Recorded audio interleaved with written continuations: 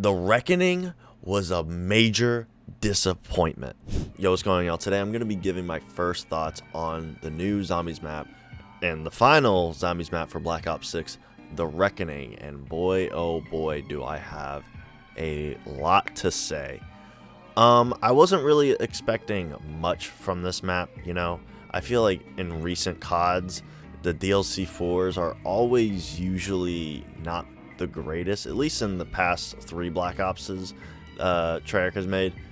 And that kind of makes me sad because usually the final DLC is usually like the biggest one, like with the most content. And not saying that there isn't any content with The Reckoning. There actually is quite a lot of things to do with this map. But I don't think this map is that great. But before I get into it, I want to talk about all the pros about this map. And to be honest, there aren't really many, but there are some that I do want to point out. First things first is that I do think that this map plays very unique compared to the rest of the Zombies maps that we got. The verticality is really cool. I do think it's really cool that you can like parachute and like jump around, you know, drop down and parachute. I think that stuff is really cool. But at the same time, I feel like they could have done more with it. And I don't know what they could have done. You know, I feel like there was potential with it and they just didn't really, you know, execute it well, in my opinion. I feel like it was right there and then they just, you know, didn't do much with it. I feel like they could have done a lot more with like the parachute mechanic. I feel like, I don't know, they could have gone crazy with it, but I don't know, they kind of played it safe in my opinion, and I was kind of disappointed by that. I thought they were gonna go all out with the parachute stuff and, you know, just be flying around. I thought that would have been sick, but I honestly found myself barely, you know, like dropping down, and I don't know, I was kind of disappointed by that. Another pro that I do want to talk about, and it has to do with the Easter egg, and that is the boss fight. I do think the boss fight is really cool, and the fact that there are 2 different endings is really cool. Now, the ending cutscenes we'll get to in a minute. Trust me, that will be the last thing we talk about, and boy, oh boy, do I have a lot to say. A little foreshadowing, all right? The next pro I do want to talk about are the new boss zombies. I think the new boss zombies are really cool. I think the Uber Klaus is sick. The Mini Klaus boss zombies are sick as well. I do think the Uber Klaus is a little bit too strong in my opinion. I think they could tone it down just a little bit. But other than that, I think it's a really sick boss, and it's probably one of my favorite bosses that they added in probably BO6 of all time. I don't think there's a boss zombie out there that I think is better. Maybe the Disciple? I don't know. I think it's really cool. It's an actual unique boss. Can you believe it? We got a unique boss. Oh my goodness. Never thought we would ever see it. But I do have to say the new boss is really sick, and I like it a lot.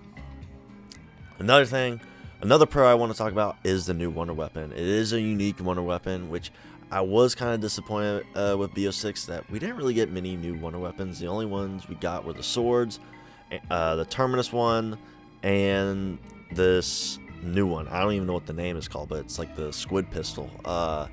And honestly, I see a lot of people saying that's really bad, but honestly, I actually kind of liked it a lot. I think with the upgrade, I don't know what upgrade I did, but it was like the gas one where you killed Blanchard, spoiler. I thought that was really cool to use. I thought it was fun, you know. It was a sick wonder weapon in my opinion. I didn't really have any complaints. Now, to be fair, I didn't use it past like round 30, so I don't know how bad the fall off is. We'll have to see whenever I go for like round 100 on this map. I don't think it's going to be better than the Wonder Waff. I mean, the Wonder Waff was fucking overpowered, dog. You could go to like literally any round you want in the Shroudville with that thing. But yeah, I think it's a fun wonder weapon to use, but do I think it's overpowered? Absolutely not. But I had a good time using it.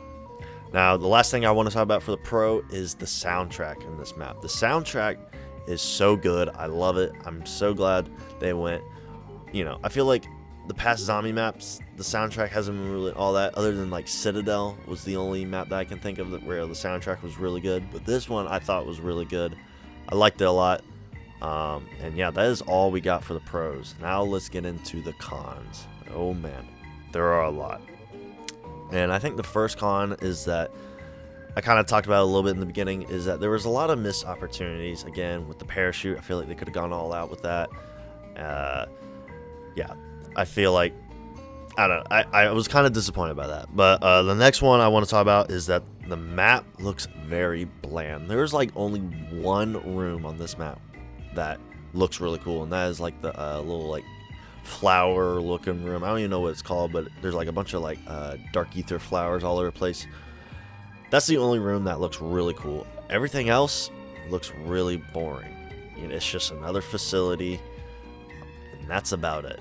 And I'm kind of disappointed with BO6 because they said they were going to go away from, you know, the facility looking zombie maps, and they kind of really didn't. There was only 2 zombie maps that looked really cool, and that was Citadel and the Tomb.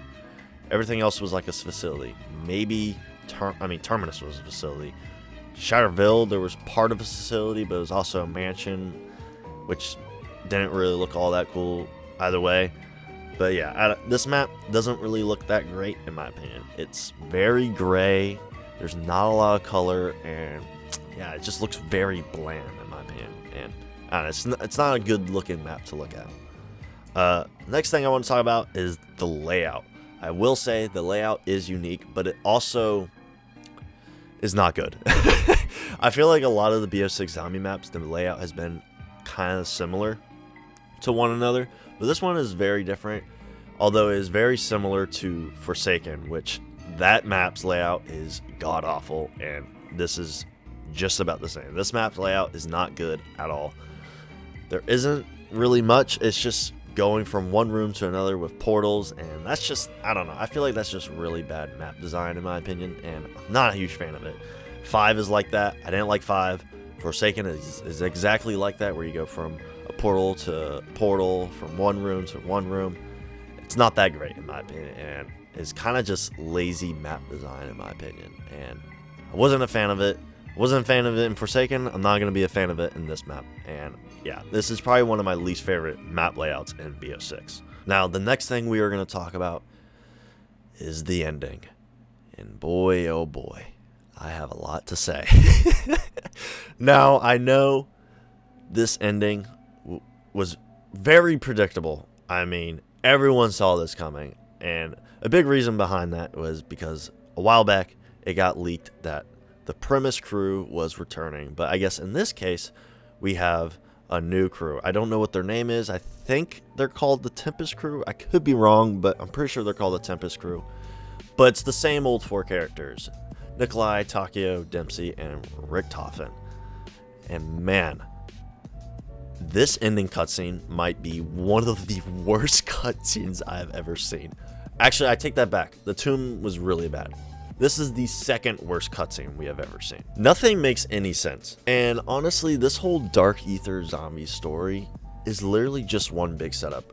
It's just a setup after a setup after a setup. There's no conclusion to anything. It felt like these past 5 maps, actually not even just 5 maps, past 3 games were all pointless. It might even be like all of BO4 is pointless now. Like they literally, the 4 characters, the original crew literally killed themselves for no reason, just for them to come back again. Listen, I'm not much of a story guy. I kind of, you know, stay in touch with it. But this makes no fucking sense. This is like some Rise of the Skywalker type of shit writing. Somehow fucking the crew returned. Like I don't understand. And it's not even like they don't even explain or even hinted throughout BO6 on their return at all. They just show up. Like what? It doesn't make any sense. And it feels like Treyarch, and they've been doing this for the longest time. It's not even just the story. They do this with like wonder weapons and like, you know, nostalgia bait. It feels like they're dangling their keychains right in front of us, and we're just, you know, wanting it's so stupid. I'm not falling for it. I don't think anyone is falling for it, and if they are, then they're just brain dead in my opinion, because this is just, it's silly. It's so stupid, and honestly, listen, I don't really care for the story. I've given up on the story since BO4, so I'm not really, you know, wanting too much from it, but this is just dumb. Like anyone that like actually cares about the story, I feel bad for you, man, because this is just they're just spitting in your face right now, because this is one of the dumbest cutscenes I have ever seen. And I just thought the whole setup and the whole reveal of the 4 characters was just dumb. And to be honest, I thought the 4 characters, like the way they look sick, bro. They got my boy Takio dripped the fuck out. But everything else was just kind of bad. Now, the 2 ending cutscenes that we got from before, you know, the big reveal, I thought were pretty good. I don't know which one is canon. I guess we'll have to find out in BO7. And honestly, we probably won't even find out in BO7 because, well, we never get any fucking conclusion to anything now in the Dark Ether story.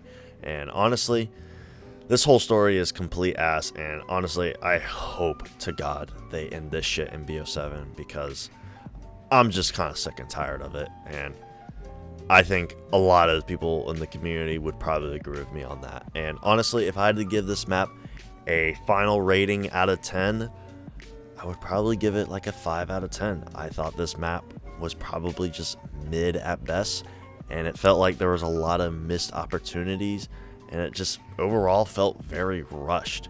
And it kind of saddens me that a lot of the DLC 4 maps feel this way, especially recently. And it just sucks because usually DLC 4 maps are like the most thought out maps, like Doris, Moon, and Origins.